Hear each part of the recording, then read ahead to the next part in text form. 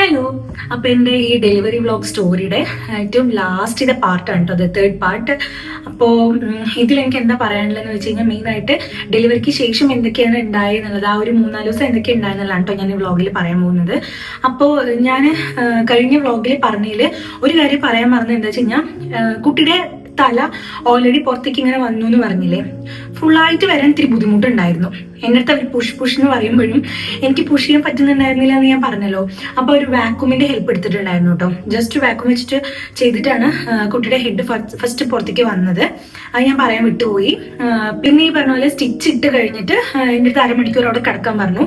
അത് കഴിഞ്ഞ് നോക്കുമ്പോഴാണ് എൻ്റെ കാല് എനിക്ക് ഫീൽ ആവുന്നുണ്ടായിരുന്നില്ല. അപ്പോൾ അവർ പറഞ്ഞു അത് ഉണ്ടാവും, നമുക്ക് ഒരു അരമണിക്കൂർ കഴിഞ്ഞിട്ട് നോക്കാം എന്നൊക്കെ പറഞ്ഞു. പിന്നെ എനിക്കത് കുറച്ച് നേരം കഴിഞ്ഞത് എനിക്ക് ബാക്ക് ടു ഒരു എൻ്റെ നോർമൽ ആ ഒരു ഇതിൽ എത്തിയിട്ടോ. എന്താണെന്നറിയില്ല, എനിക്ക് ആ ദിവസം ഭയങ്കര എനർജി ആയിരുന്നു. അത് എനിക്ക് തോന്നുന്നു ഈ ഒരു സംഭവം കഴിഞ്ഞ് കിട്ടിയെന്നുള്ളൊരു സന്തോഷവും, പിന്നെ എന്താണെന്നറിയില്ല എനിക്ക് ഭയങ്കര എനർജി ആയിരുന്നു ശരിക്കും പറഞ്ഞത്. എന്തുകൊണ്ടാണ് വന്നതെന്ന് വെച്ച് കഴിഞ്ഞാൽ എനിക്കറിയില്ല. ഭയങ്കര ഒരു സന്തോഷമൊക്കെ ആയിരുന്നു. അതായത് ഈ പറഞ്ഞ പോലെ എന്താ പറയാ, വാവേ അതിൻ്റെ ഇത്. പിന്നെ കുറെ പേര് ഇങ്ങനെ വ്ളോഗിലും അല്ലെങ്കിൽ അങ്ങനെ പറയണ കേട്ടിട്ടുണ്ട്, ഈ പറയണ പോലെ അമ്മയായ ഒരു നിമിഷം, അതായത് ഈ പറയണ പോലെ എല്ലാം മറന്നു, എന്താ പറയാ ഭയങ്കര സന്തോഷമായിട്ടുണ്ട് എന്നുള്ളത്. എനിക്ക് സത്യം പറഞ്ഞാൽ എനിക്ക് ആ സമയത്ത് ഉണ്ടായിരുന്നില്ല. എനിക്ക് കുട്ടിയുടെ മുഖം ജസ്റ്റ് അവർ കാണിച്ചു തന്നിട്ട്, ഞാൻ പറഞ്ഞില്ല അവരൊരു ബോക്സിലിട്ടിട്ട് കൊണ്ടുപോകണേ ചെയ്തത് അവനെ. അപ്പൊ നോക്കുമ്പോൾ പിന്നെയും ഞാൻ അവിടെ ഒറ്റയ്ക്ക് കിടന്നിട്ടുണ്ടായിരുന്നു എന്ന് പറഞ്ഞില്ലേ, ആ റൂമിൽ തന്നെയായിരുന്നു എന്റെ ഒബ്സർവേഷന് കടത്തിയിട്ടുണ്ടായിരുന്നു കേട്ടോ. അപ്പൊ അവരെന്താ പറഞ്ഞു വെച്ച് കഴിഞ്ഞാൽ 6 മണിക്കൂറിന് ശേഷം ഒരു തവണ യൂറിൻ പാസ് ചെയ്തിട്ട് നമുക്ക് എന്താ ഓക്കെ ആണോ, വലിയ കുഴപ്പങ്ങളൊന്നും ഇല്ലാന്നുണ്ടെങ്കിൽ പോവാം എന്നാണ് പറഞ്ഞിട്ടുണ്ടായിരുന്നത്. അങ്ങനെ ഞാൻ പിന്നെയും അവിടെ തന്നെ കടന്നിട്ടുണ്ടായിരുന്നു. അത് കഴിഞ്ഞിട്ട് എനിക്ക് അതിനു മുന്നേ എനിക്ക് എന്താ പറയാ, അന്ന് അവിടെ നിന്ന് തന്നെ എനിക്ക് അവര് വയറൊക്കെ കെട്ടി തന്നിട്ടുണ്ടായിരുന്നു കേട്ടോ. അവരുടെ തന്നെ തുണിയും കൊണ്ട് വയറ് നല്ലോണം മുറുക്കി അപ്പം തന്നെ കിട്ടിയിട്ടുണ്ടായിരുന്നു. അതേപോലെ എന്താ പറയാ, പിന്നെ അതിൻ്റെ ഇടയിൽ ഇങ്ങനെ ഓരോന്ന് പറയുമ്പോഴാട്ടോ ഓരോന്ന് പറഞ്ഞില്ലല്ലോ എന്ന് ഓർമ്മ വരുന്നത്. നമ്മൾ ഈ ഡെലിവറി കഴിഞ്ഞിട്ട് അവർ ഈ തേവുമല്ലോ, മറ്റേ ഉള്ളിലുള്ള ആ ഒരു ബ്ലഡും വെള്ളവും എല്ലാം പുറത്തേക്ക് പോകാൻ വേണ്ടി തേവുമല്ലോ. എൻ്റെ ഒരുപാട് തേവാൻ പറ്റിയിട്ടുണ്ടായിരുന്നില്ല എന്നാണ് അവർ പറയുന്നത്. കാരണം എന്താ വെച്ച് കഴിഞ്ഞാൽ, ഞാൻ പറഞ്ഞല്ലോ ഒരുപാട് താഴത്തേക്കും കയറി എന്നുള്ളത്. അപ്പോൾ പെട്ടെന്ന് ഗ്യാസ് ഉള്ളിലേക്ക് കയറണം എന്നുകൊണ്ട് അവർ മാക്സിമം ട്രൈ ചെയ്തു.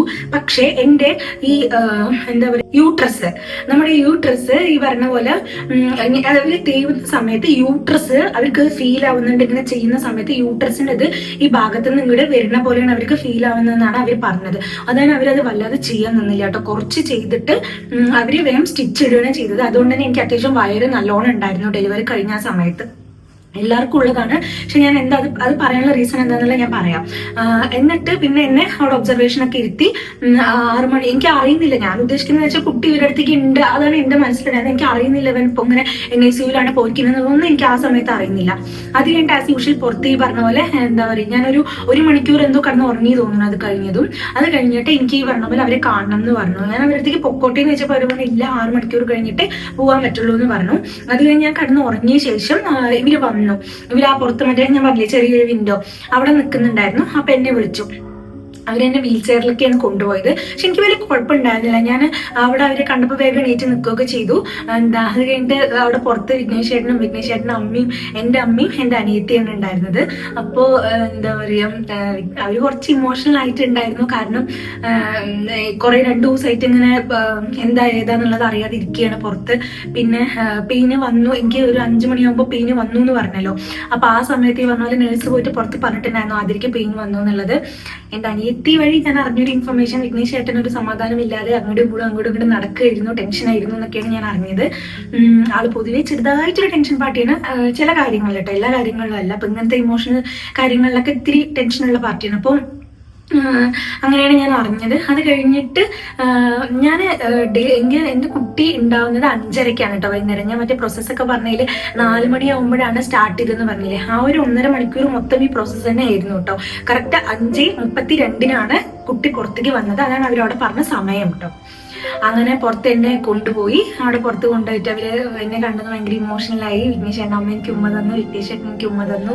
അങ്ങനെ എൻ്റെ അമ്മ അനിയത്തി കരയുന്നുണ്ടായിരുന്നു. അങ്ങനെ അത് ഭയങ്കര ഒരു എന്താ പറയാ ഇമോഷണൽ ആയിട്ടുള്ള ഒരു സമയമായിരുന്നു. അത് ഞാനും കരഞ്ഞു ആ സമയത്ത്. അതുവരെ എനിക്ക് വലിയ കുഴപ്പമൊന്നും ഉണ്ടായിരുന്നില്ല.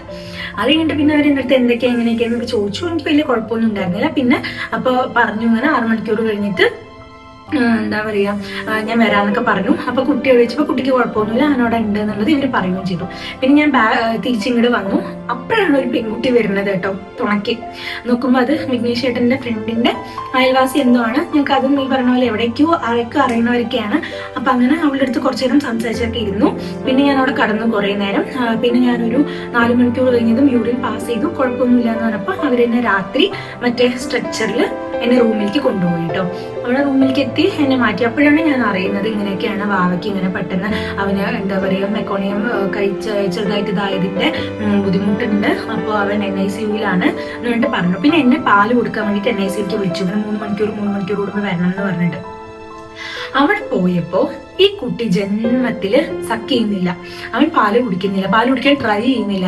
അവരൊരുപാട് ഇങ്ങനെ ട്രൈ ചെയ്തു. അവരിങ്ങനെ ആ നഴ്സുമാര് ഇപ്പൊ ഇങ്ങനെ എനിക്കിങ്ങനെ ആലോചിക്കാം NICU നഴ്സുമാര് എത്ര എന്താ പറയുക സ്വീറ്റ് ആൻഡ് സോഫ്റ്റ് ആണെന്ന് അറിയാം. അവര് ഭയങ്കര ക്ഷമയോടെ. അവർ ഒബ്വിയസ്ലി കുട്ടികളെ നോക്കുന്നവര് അങ്ങനെ തന്നെ ആയിരിക്കും. പക്ഷെ എന്നാലും അവര് എന്താ പറയുക അത്രയും ഹെൽപ്പ് ചെയ്തിട്ടുണ്ടായിരുന്നു. കാരണം എനിക്ക് ഭയങ്കര വിഷമമായിരുന്നു. അവൻ എനിക്ക് റൂമിലേക്ക് തരുന്നില്ല, അല്ലെങ്കിൽ അവൻ സക്ക് ചെയ്യുന്നില്ല എന്നുള്ള എന്റെ വിഷമം ഉണ്ടായിരുന്നു. പക്ഷെ അവര് ഭയങ്കരമായിട്ട് എന്നെ ആശ്വസിപ്പിച്ച് അവർ കുറെ ട്രൈ ചെയ്തു. പക്ഷെ അവൻ ചെയ്യുന്നുണ്ടായിരുന്നില്ല. അങ്ങനെ ഞാൻ പിന്നെ റൂമിലേക്ക് പോയി. അവിടെ പിന്നെ എൻ്റെ അനിയത്തി അന്ന് വൈകുന്നേരം രമ്യ ചേച്ചി അവരൊക്കെ കുട്ടിയെ കാണാൻ വന്ന സമയത്ത് അവരോടൊപ്പം പോയി. പിന്നെ അവിടെ വിഘ്നേശ്വരനും എൻ്റെ അമ്മയും വിഘ്നേശ്വരൻ്റെ അമ്മയാണ് കേട്ടോ ഒരു 3-4 ദിവസം അവിടെ മാറി മാറി ഞാൻ നിൽക്കുന്നുണ്ടായിരുന്നത്. അപ്പൊ എൻ്റെ അച്ഛൻ ശരിക്കും പറഞ്ഞാൽ മസ്കറ്റിൽ ഡെലിവറി സമയത്ത് വരാനുള്ള പ്ലാൻ ഉണ്ടായിരുന്നു. പക്ഷെ ആൾക്ക് വരാൻ പറ്റിയില്ല. ആള് ഡെലിവറിക്ക് ശേഷമാണ് വന്നത് കേട്ടോ. പിന്നെ എന്താ പറയാ, അപ്പോ ഒരു അഡ്വാൻറ്റേജ് ആണോ വെച്ച് കഴിഞ്ഞാൽ എന്താന്ന് വെച്ച് കഴിഞ്ഞാൽ എനിക്ക് റെസ്റ്റ് എടുക്കാൻ സമയം കിട്ടി. ഇപ്പൊ കുട്ടിയുള്ള സമയത്ത് നമ്മൾ അവൻ കരഞ്ഞാലൊക്കെ എണീക്കണം, അങ്ങനെ ആ ഒരു ഇത് അറിഞ്ഞില്ല സത്യം പറഞ്ഞാൽ. ഞാൻ 4 ദിവസം എനിക്ക് അത്യാവശ്യം നല്ല റെസ്റ്റ് കിട്ടിയ 4 ദിവസം ഞാൻ നന്നായി ഉറങ്ങി. വലിയ കുഴപ്പമുണ്ടായിരുന്നില്ല. 2ാമത്തെ ദിവസമാണ് എൻ്റെ അച്ഛൻ വരുന്നത്. അച്ഛൻ വന്നപ്പോൾ പെട്ടെന്ന് എൻ്റെ വയറ് കണ്ടപ്പോൾ ഇതെന്താ വയറ് അതേപോലെ ഉണ്ടല്ലോ എന്ന് പറഞ്ഞു. കുറെ പേര് എൻ്റെ അമ്മയും പറഞ്ഞിട്ടുണ്ടായിരുന്നു ആ ഒരു 5 മാസം ആ ഒരു ടൈപ്പ് തന്നെ ഇരുന്നൊരു വയറുണ്ടായിരുന്നു. അതായത് നല്ലോണം ഉണ്ടായിരുന്നു നിൽക്കുന്നത് കാണുമ്പോൾ. അപ്പോഴാണ് അങ്ങനെ ഞാൻ ഡോക്ടറെ ചോദിച്ചപ്പോൾ പറഞ്ഞത്. പിന്നെ എല്ലാ ദിവസവും ചെക്കപ്പിന് വരികയായിരുന്നു. മറ്റേ ട്രെയിനീസ് വന്നിട്ട് യൂട്രസ് എത്രത്തോളം താഴ്ന്നിട്ടുണ്ട്, എങ്ങനെയാണ് അതിൻ്റെ അളവൊക്കെ അതൊക്കെ നോക്കുന്നുണ്ടായിരുന്നു. പിന്നെ ആ സമയത്തൊക്കെ വെളിച്ചം മുറുക്കി കിട്ടുന്നുണ്ടായിരുന്നു. എനിക്ക് അന്നൊന്നും വലിയ കുഴപ്പമുണ്ടായിരുന്നില്ല. പിറ്റേ ദിവസം എനിക്ക് റൂമിലേക്ക് പോയ സമയത്ത് രാവിലെ കുളിക്കാൻ വേണ്ടിയിട്ട് പോയപ്പോൾ എനിക്ക് ചെറുതായിട്ട് തലചുറ്റലുണ്ടായിട്ടോ ആ ഒരു സമയത്ത്. അങ്ങനെ അത് മാത്രം പിന്നെ ഒരു ബുദ്ധിമുട്ടുണ്ടായിരുന്നുള്ളൂ. ഇടയ്ക്കിടയ്ക്ക് ഇവര് സ്റ്റിച്ചിന്റെ അവസ്ഥ എന്താണെന്നുള്ളത് എല്ലാ ദിവസവും വന്ന് നോക്കുന്നുണ്ടായിരുന്നു ട്രെയിനീസ് എല്ലാവരും. പിന്നെ രമ്യ ചേച്ചി എന്നും വൈകുന്നേരം ഞങ്ങളെ കാണാൻ വേണ്ടി വരുമായിരുന്നു. അന്ന് ഞാൻ ഈ പറയണ പോലെ ഹോസ്പിറ്റലിൽ ഞാൻ റൂമിലേക്ക് വന്നല്ലോ. അപ്പോൾ പിന്നെ കുറേ പേര് എൻ്റെ അടുത്ത് വിളിച്ച് ചോദിക്കുന്നുണ്ടായിരുന്നു ഞങ്ങൾ കുട്ടിയെ കാണാൻ വരട്ടെ എന്ന് ചോദിച്ചിട്ട് ഹോസ്പിറ്റലിലേക്ക്. പക്ഷെ എന്ന് വെച്ചാൽ ഇവൻ NICUവിലായ കാരണം അവർ സമ്മതിക്കുന്നുണ്ടായിരുന്നില്ല. കാരണം വിസിറ്റേഴ്സ് ടൈം ആകെ 2 മിനിറ്റ് 3 മിനിറ്റ് അങ്ങനെയൊക്കെ അവർ NICUവിൽ അലോ ചെയ്യുള്ളൂ. അപ്പോൾ പിന്നെ നമുക്ക് അതൊരു കൺഫ്യൂഷൻ ഉണ്ടായിരുന്നു. എന്നിട്ട് പിന്നെ കുട്ടിയെ റൂമിലേക്ക് കൊണ്ടുവന്ന ശേഷം കുറേ പേര് കാണാൻ വന്നിട്ടുണ്ടായിരുന്നു. അച്ഛൻ പറയുന്ന എൻ്റെ അച്ഛൻ്റെ അനിയന്മാരും പിന്നെ മേമമാരും എൻ്റെ കസിൻ ആദിത്യം വന്നിട്ടുണ്ടായിരുന്നു. പിന്നെ ദേവ് മേമ, വിജയ മേമ, വിഘ്നേഷ് ചേട്ടന്റെ മേമമാരായ ഗീത മേമ, ഭാർഗി മേമ, കുറെ പേര് വന്നിട്ടുണ്ടായിരുന്നു കേട്ടോ കുട്ടിയെ കാണാൻ വേണ്ടി. ഞാനിങ്ങനെ എനിക്ക് ഇപ്പൊ മനസ്സിൽ വരുന്ന പേരുകൾ ഞാൻ എടുത്ത് പറയണമെന്നേ ഉള്ളൂ. പിന്നെന്താ അവിടെ പറയാനുള്ളത്, പിന്നെ ഞാനും വിഘ്നേഷ് ചേട്ടനും കൂടിയിട്ട് ഇടയ്ക്കിടയ്ക്ക് NICUവിൽ ഇങ്ങനെ പോവും, കുട്ടീനെ കാണും. പിന്നെ വിസിറ്റേഴ്സ് വരുന്ന സമയത്ത് ആ ഒരു ടൈമിൽ മാത്രം അലോ ചെയ്യും, അങ്ങനെയൊക്കെ ആയിരുന്നു. പിന്നെ നിപ്പിൾ ഗാർഡ് ഉപയോഗിച്ചിട്ടുണ്ടായിരുന്നു. ഇനിയിപ്പോൾ അവൻ സക്കി അതിലെങ്കിലും പറ്റും നോക്കാൻ വേണ്ടിയിട്ട്. അങ്ങനെ അതിലാണ് ആദ്യം ഒരു നിപ്പിൾ ഗാർഡ് കൊണ്ടുവന്നത്, അവന് പറ്റിയിട്ടുണ്ടായിരുന്നില്ല. പിന്നെ 2ാമത് നേഴ്സ് സജസ്റ്റ് ചെയ്തിട്ട് വേറൊരു നിപ്പിൾ ഗാർഡ് കൊണ്ടുവന്നു, അതിലാണ് അവൻ സക്ക് ചെയ്യാൻ തുടങ്ങിയത് കേട്ടോ. അങ്ങനെ അവനെ സക്ക് ചെയ്യാൻ തുടങ്ങി. പിന്നെ കുട്ടീനെ റൂമിലേക്ക് കൊണ്ടുവന്നു. എന്നെ 2ാമത്തെ ദിവസം തന്നെ ഡിസ്ചാർജ് ചെയ്തിട്ടുണ്ടായിരുന്നു. അവന് വേണ്ടിയിട്ടാണ് ഞങ്ങൾ അവിടെ നിന്നത് കേട്ടോ. പിന്നെ അവനെ കൊണ്ടുവന്നു. ആ ഒരു മൊമെന്റ് വല്ലാത്തൊരു മൊമെന്റ് ആയിരുന്നു. പറയാൻ വിട്ടുപോയൊരു കാര്യം, കുട്ടി ഉണ്ടായ ശേഷമുള്ള ഒരു ഫോട്ടോ കണ്ടു കഴിഞ്ഞാൽ എന്റെ മുത്തശ്ശനെ പോലെ തന്നെയാണ്. മുത്തശ്ശൻ എന്ന് പറഞ്ഞാൽ ഞാൻ അച്ഛൻ എന്നാണ് വിളിക്കുക. എന്റെ അമ്മയുടെ അച്ഛൻ. ഒരുപാട് പേര് പറഞ്ഞു ശരിക്കും എന്റെ അച്ഛനെ പോലെ തന്നെ ആയിരുന്നു കാണാൻ എന്നുള്ളത്. അച്ഛനെ പറയണ പോലെ ഒരു 3 വർഷം മുന്നെയാണ്, അതായത് ഞാൻ പ്രസവിക്കുന്ന സമയത്ത് 3 വർഷം മുന്നെയാണ് മരിച്ചു പോയിട്ടുണ്ടായിരുന്നത്. അപ്പോൾ അത് ആൺകുട്ടിയാണെന്ന് പറയുമ്പോൾ തന്നെ നമുക്കതൊരു റീബർത്ത് ആ ഒരു നമ്മൾ ചിന്തിക്കുമല്ലോ, അങ്ങനെ ആ ഒരു ഫീൽ ആയിട്ടുണ്ടായത്. പെട്ടെന്ന് പ്രത്യേകിച്ച് ഫോട്ടോ കൂടെ കണ്ടപ്പോൾ പിന്നെ ഒന്നും പറയാനില്ല, അങ്ങനെ തന്നെയാണെന്നുള്ള ഒരു തന്നെയാണ്. കുറേ പേര് പറഞ്ഞു അച്ഛനെ പോലെയാണ് കാണാൻ എന്നുള്ളത്. കുറേ പേര് പറഞ്ഞു. പിന്നെ അവനെ റൂമിലേക്കൊക്കെ കൊണ്ടുവന്ന് എല്ലാം ഓക്കെ പാല് കുടിക്കാനൊക്കെ തുടങ്ങി. അങ്ങനെ ഡിസ്ചാർജ് ചെയ്തു. അങ്ങനെ ഞങ്ങൾ വീട്ടിലേക്ക് പോയി. അതിന് മുന്നേ എൻ്റെ അമ്മ പോയിട്ടുണ്ടായിരുന്നു കേട്ടോ വീട്ടിലേക്ക്, കാരണം എല്ലാം റെഡിയാക്കാൻ വേണ്ടിയിട്ട്. ഇവിടെയും പറയേണ്ട ഒരു കാര്യം എന്താ വെച്ച് കഴിഞ്ഞാൽ, എന്നെ ഞാൻ അവിടെ അഡ്മിറ്റ് ആകുമ്പോൾ ഞാൻ പറഞ്ഞിട്ടുണ്ടായിരുന്നല്ലോ പൂജ ഉണ്ടായിരുന്നു നമ്മുടെ വീട്ടിൽ എന്നുള്ളത്. അത് കഴിഞ്ഞ് എൻ്റെ അമ്മയും അനിയത്തിയും വരുന്ന സമയത്ത് എൻ്റെ അമ്മമ്മയും മേമയും അമ്മയോടൊപ്പം വന്നിട്ടുണ്ടായിരുന്നു. അവർ പാടൂരാണ് നിൽക്കുന്നത്. അവിടെ എൻ്റെ അമ്മയുടെ വീട് പാടൂരാണ്. അപ്പോൾ അവർ അവിടെയാണ് നിൽക്കുന്നത്. അവിടെ നിന്ന് ഇവരെല്ലാവരും കൂടിയിട്ടാണ് വീട്ടിൽ. അപ്പോൾ എൻ്റെ അമ്മയും അനിയത്തിയും ഹോസ്പിറ്റലിൽ നിൽക്കുമ്പോൾ എൻ്റെ വീട്ടിൽ എൻ്റെ അമ്മമ്മയും മേമയും ഉണ്ടായിരുന്നു കേട്ടോ. അപ്പൊ അവരെല്ലാം അവിടെ റെഡിയാക്കി വെച്ചിട്ടുണ്ടായിരുന്നു ഞാൻ വരാൻ വേണ്ടിയിട്ട്. അമ്മമ്മയുടെ ഈ പറയണ പോലെ ഫസ്റ്റത്തെ ഗ്രേറ്റ് ഗ്രാൻഡ് സൺ എന്നല്ലേ പറയാ, ഗ്രേറ്റ് ഗ്രാൻഡ് സൺ അമ്മമ്മയെ വെയിറ്റിംഗ് വരുന്ന കുട്ടിയെ കാണാൻ വേണ്ടിയിട്ട് ഞാൻ ആ ഒരു വീഡിയോയുടെ ആഡ് ചെയ്യാട്ടോ ഞാൻ വീട്ടിലേക്ക് കയറുന്നതിൻ്റെ. അപ്പൊ അങ്ങനെ ഭയങ്കര ഇമോഷണലൊക്കെ ആയിട്ട് ഞാൻ വീട്ടിലേക്ക് വന്നു. ഭയങ്കര സന്തോഷമായിരുന്നു കേട്ടോ വരുന്ന സമയത്തൊക്കെ.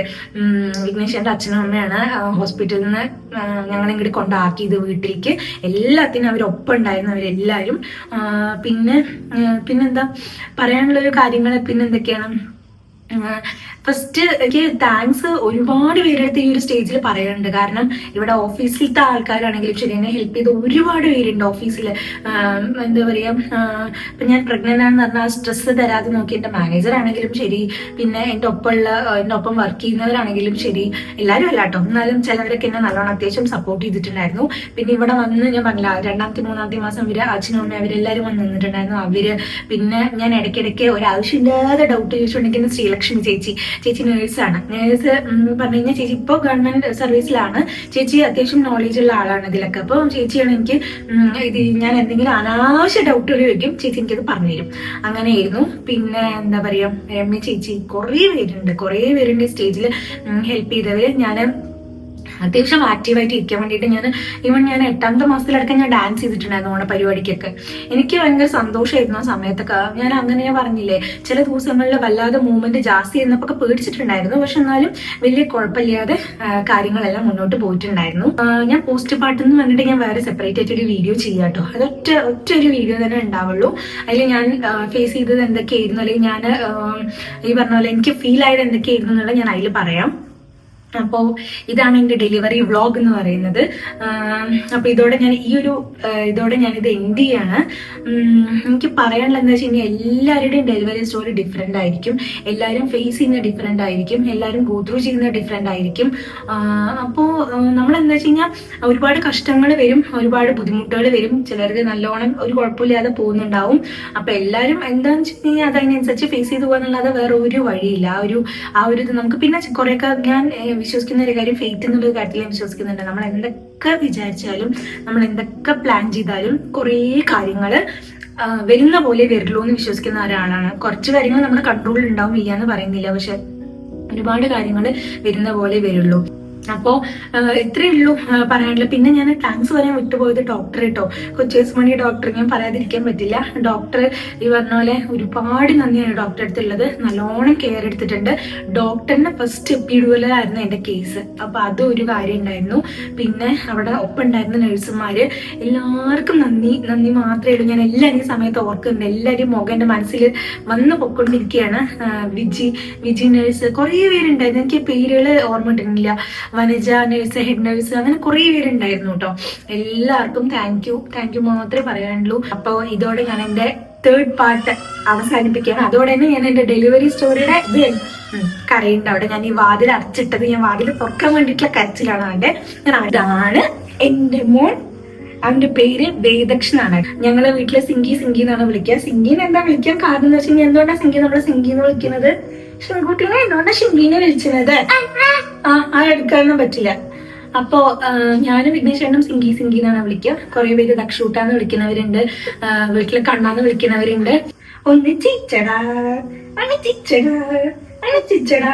ഇവിടെ നോക്ക്, ഒരു ഫ്ലൈ പീസ് കൊടുക്കോ?